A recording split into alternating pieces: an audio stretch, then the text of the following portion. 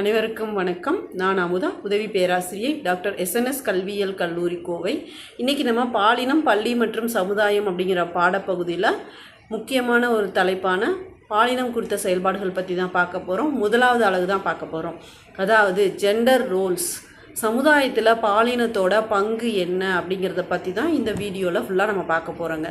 ஒரு சமூகத்தில் வாழக்கூடிய குழந்தைகளுக்கு முதல் தரமான அடிப்படையாக சமுதாயத்தில் பாலினத்தை அறிமுகப்படுத்தக்கூடிய முக்கியமான காரணி எது அப்படின்னு நம்ம பார்க்கும்போது ஃபஸ்ட்டு நம்ம எதை பார்ப்போம் அப்படின்னா குடும்பம்.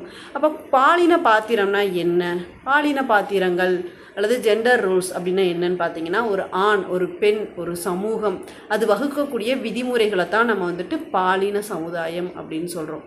ஓகேங்களா? இதில் பார்த்தீங்கன்னா தனிநபருடைய வளர்ச்சிகள், சமூக அமைப்புகள், ஜாதி, வர்க்கம், குடும்பம், கலாச்சாரம், பண்பாடு, ஊடகம் எல்லாத்தை பற்றியும் நம்ம பாலினத்தோட பங்கு என்ன அப்படிங்கிறதுல நம்ம பார்ப்போம். அதில் ஃபஸ்ட் நம்ம எதை பார்க்க போகிறோம்னு பார்த்தீங்கன்னா குடும்பம்.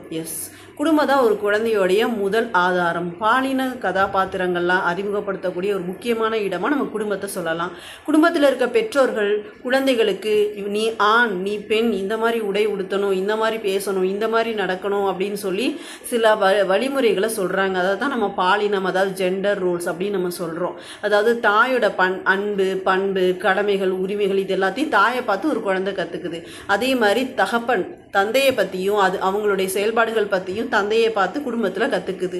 அண்ணன், தம்பி, உறவு முறைகளுடைய செயல்பாடுகளை சுற்றி இருக்கிற பக்கத்து வீட்டு உறவு முறைகளுடைய செயல்பாடுகள் சொல்லி குழந்தை தன்னை சுற்றி இருக்கக்கூடிய சூழலில் இருந்து பாலின பங்கு பணிகளை பற்றி தெரிஞ்சுக்கிறாங்க.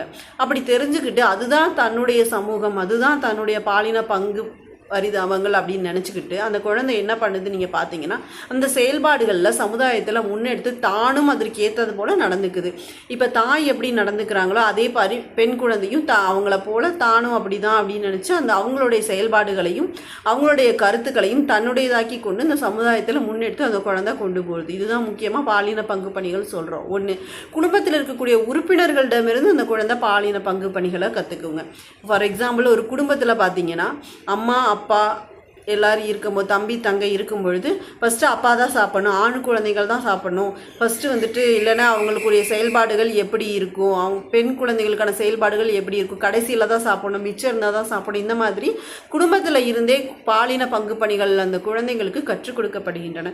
இந்த போது கற்றுக் கொடுக்கப்படக்கூடிய பாலின பங்கு பணிகளின் அடிப்படையில் அந்த குழந்தையுடைய எண்ணங்கள் வகுக்கப்படுது. அப்போ ஆண் தான் உயர்ந்தவர், ஆண் தான் முதல்ல செயல்படுத்தணும், ஆண் தான் முதல்ல இந்த விஷயங்களை செய்யணும், ஆண் தான் ரொம்ப தைரியமானவன்ற எண்ணங்கள், கருத்துக்களை நம்ம சமுதாயம் நம்மளுக்கு கற்றுக் கொடுக்குது. அப்படி கற்றுக் கொடுக்கப்படும் பொழுது அந்த குழந்தை மனதில் தான் பெண் அப்படிங்கிற தாழ்வு மனப்பான்மை உருவாவதற்கும் குடும்பம் ஒரு முக்கிய காரணியாக இருக்குது. சில குடும்பங்களில் இப்படி நடக்குது. ஆனால் இப்போதைக்கு சூழலில் பெரும்பாலான குடும்பங்களில் அப்படி நடக்கிறதில்ல. பெண்ணுக்கும் ஆணுக்கும் சமத்துவ சமுதாயமாக கொடுக்கக்கூடிய வாய்ப்புகளும் இருக்குது. ஆணும் பெண்ணும் சமங்கிற செயல்பாடுகளின் அடிப்படையில் அந்த குழந்தை செயல்பட ஆரம்பிக்கும் பொழுது அவங்களுக்கு அந்த மாதிரியான எண்ணங்கள், தாழ்வு மனப்பான்மையெல்லாம் இருக்காமல் அந்த பெற்றோர் பார்த்துக்கிறாங்க. இன்றைய சூழலில் இரு குழந்தைகளும் சமம், இருவருக்குமே சம உரிமை இருக்குது.